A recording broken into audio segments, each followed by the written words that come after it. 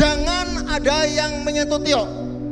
Setersinggung apapun, jangan punya pikiran untuk membuat suatu manuver yang mencelakai dia. Oke.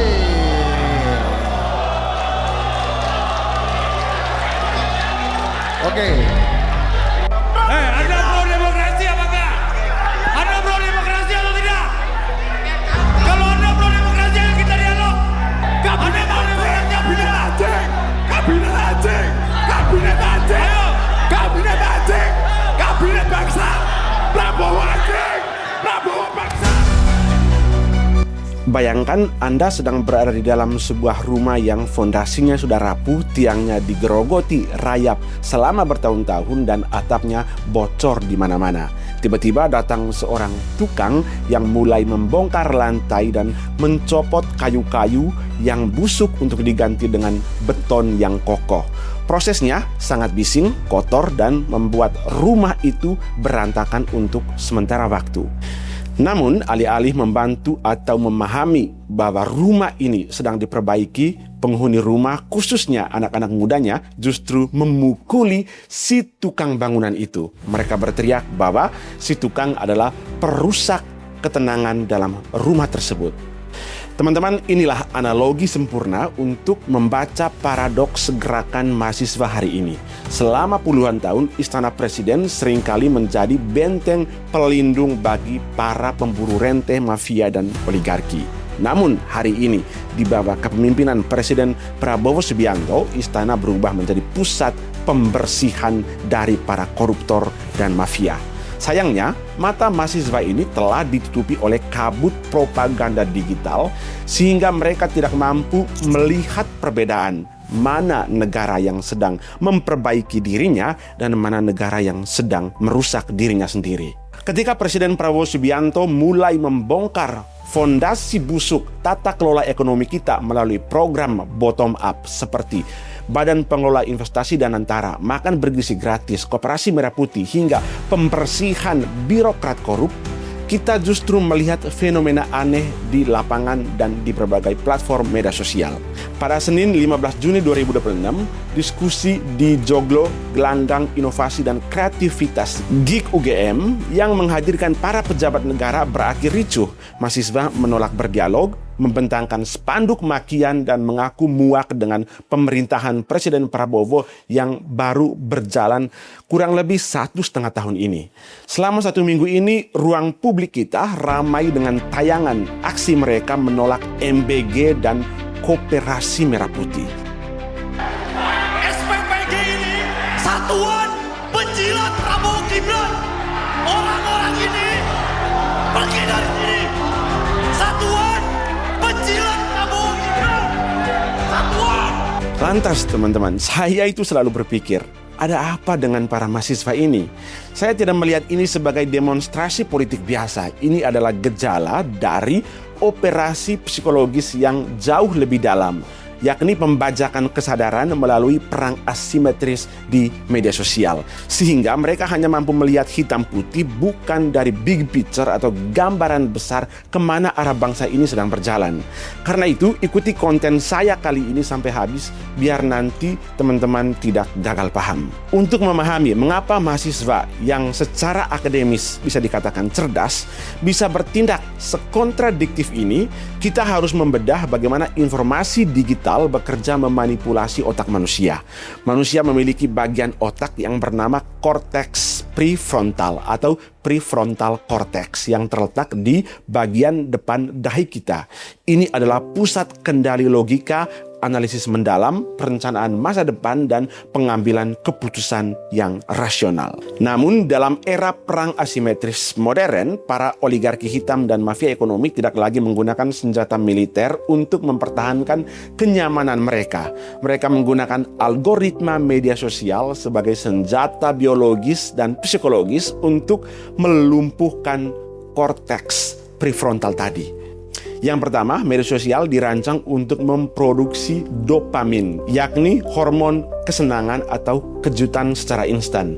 Ketika layar gawai dari para mahasiswa dihujani video pendek berdurasi 15 detik yang berisi potongan pidato yang dipelintir, narasi keputusasaan dan satir politik yang menyerang pemerintah dari pagi sampai paginya lagi, otak mereka pasti akan mengalami overload informasi. Yang kedua, ada pembajakan di bagian otak yang bernama amigdala.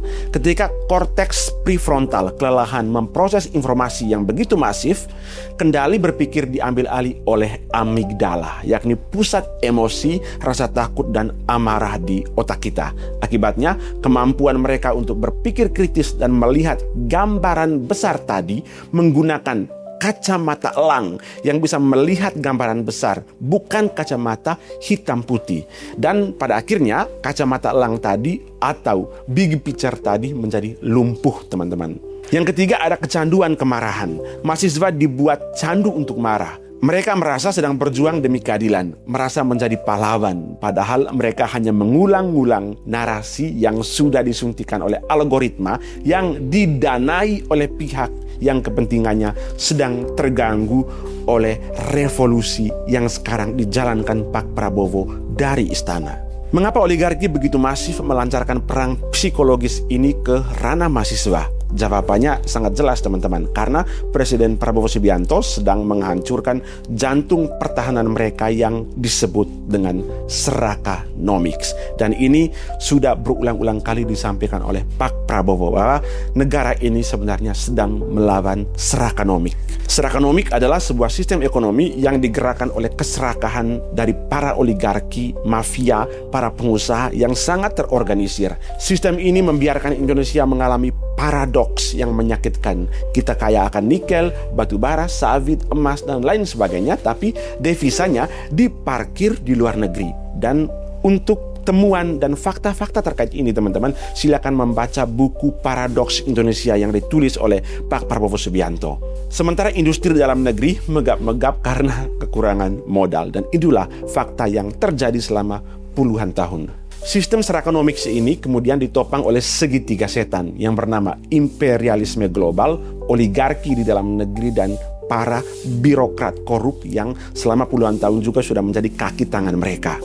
Ketika Pak Prabowo memperkenalkan istilah Serakanomics dan mulai mengembalikan spirit pasal 33 Undang-Undang Dasar 1945, di mana negara harus menjadi pelaku utama atau agregator ekosistem komoditas strategis dan mewajibkan devisa hasil ekspor atau DHE tinggal di dalam negeri, segitiga setan ini terancam bangkrut dan mulai terganggu. Jika devisa hasil ekspor ini wajib masuk ke dalam negeri, para mafia tidak bisa lagi menyembunyikan uang mereka di bank-bank asing.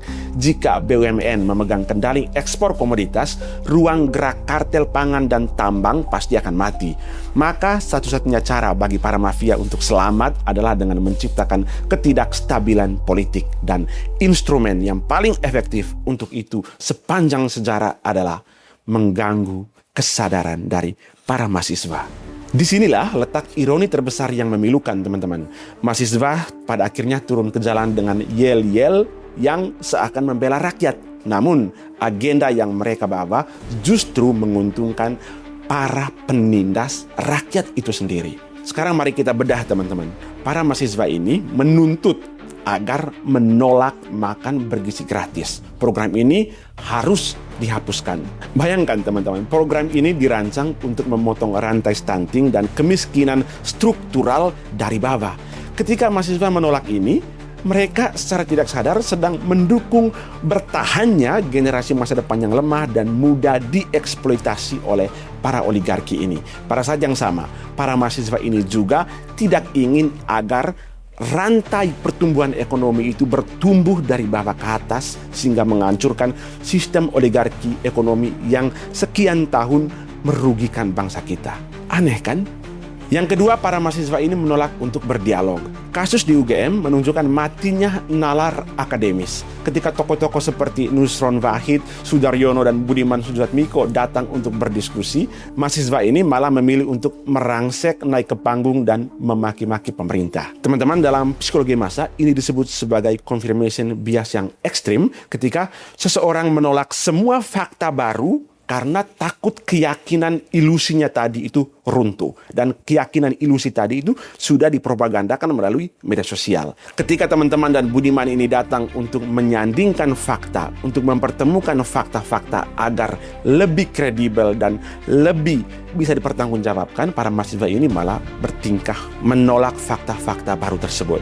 Yang ketiga, para mahasiswa ini mengaku muak karena menganggap pemerintah Prabowo itu sangat korup, tanpa mau melihat fakta bahwa revolusi justru sedang dimulai dari istana. Pembersihan para koruptor ini justru sedang dilakukan dari istana, termasuk Dadan dan kawan-kawan kepala BGN kemarin. Dan sebelumnya teman-teman, sudah 90-an koruptor yang ditangkap oleh Pak Prabowo dalam waktu 1,5 tahun ini.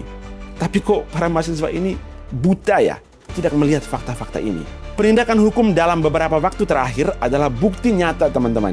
Ketika mantan kepala BGN ditangkap karena dugaan korupsi program MBG, atau ketika wakil menteri ini pas dijadikan tersangka oleh KPK, ini bukan peristiwa hukum biasa teman-teman. Ini adalah pesan keras dari Presiden Prabowo bahwa orang terdekat saya sekalipun saya sikat jika merampok uang rakyat. Ya, tapi lagi-lagi para mahasiswa ini sudah dibutakan matanya oleh algoritma yang membuat mereka tidak mampu melihat fakta-fakta di mana Pak Prabowo sedang melakukan pembersihan dari dalam ini. Nah, selama puluhan tahun, istana seringkali menjadi benteng pelindung bagi para pemburu rente oligarki dan mafia ini. Hari ini istana berubah menjadi pusat pembersihan, tapi sayangnya, yaitu para mahasiswa tidak mampu melihat itu. Dan saya menduga kuat karena mereka sudah terpapar oleh propaganda negatif di berbagai platform media sosial ini. Melawan Serakanomics tidak cukup hanya dengan menangkap koruptor atau mengubah regulasi ekspor. Kita harus membebaskan pikiran generasi muda kita dari belenggu propaganda yang dilakukan secara asimetris. Pesan saya kepada rekan-rekan mahasiswa, saya sendiri juga adalah mantan aktivis mahasiswa, sering turun ke jalan, pimpin demo di mana-mana dulu waktu saya sedang menjadi mahasiswa. Tapi cobalah saatnya untuk mengambil jeda sejenak dari layar gawai kita. Matikan ponsel selama 24 jam dan mulailah berpikir menggunakan korteks prefrontal Anda kembali, bukan dengan emosi yang disetir oleh algoritma asing atau algoritma media sosial. Dan coba buka mata dan telinga Anda teman-teman. Jika pemerintahan ini sepenuhnya dikendalikan oleh oligarki hitam, mengapa Presiden justru memburu kebocoran uang negara? Memburu mafia migas, mafia lahan, mafia tambang, mafia sawit? Mengapa orang-orang dalam lingkaran kekuasaan justru ditangkap jika mereka melanggar aturan dan melakukan korupsi?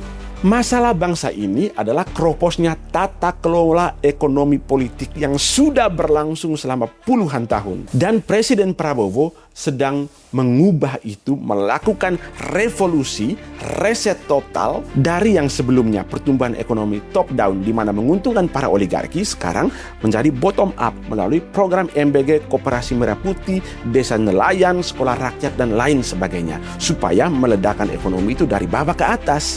Nah, mengharapkan semuanya selesai dalam waktu 1,5 tahun tanpa adanya gejolak adalah ketidakwarasan berpikir di sini teman-teman. Seperti dalam analogi renovasi rumah tadi, saat rumah itu sedang dikerjakan, sedang diperbaiki, pasti terjadi kebisingan dan kotor sampah itu ada di mana-mana. Itulah yang sedang terjadi dalam masa transisi ini. Sejarah sedang ditulis ulang teman-teman. Arah pembangunan nasional sedang diputar haluan dari top down yang memanjakan elit menjadi bottom up yang memperkuat rakyat di desa-desa dan pesisir nelayan. Gerakan mahasiswa seharusnya menjadi mesin pendorong bagi revolusi arah pembangunan ini, bukan menjadi tameng yang secara tidak sadar melindungi kaum seraka yang ketakutan. Jangan biarkan idealisme Anda dibeli dengan murah oleh narasi digital yang dirancang di ruangan-ruangan elit ber-AC para mafia ekonomi ini. Pesan saya kepada para mahasiswa, kembalilah ke meja diskusi, uji data dengan kepala yang dingin, karena revolusi yang sejati tidak dimulai dari makian di pengeras suara, melainkan dari kejernihan pikiran yang merdeka.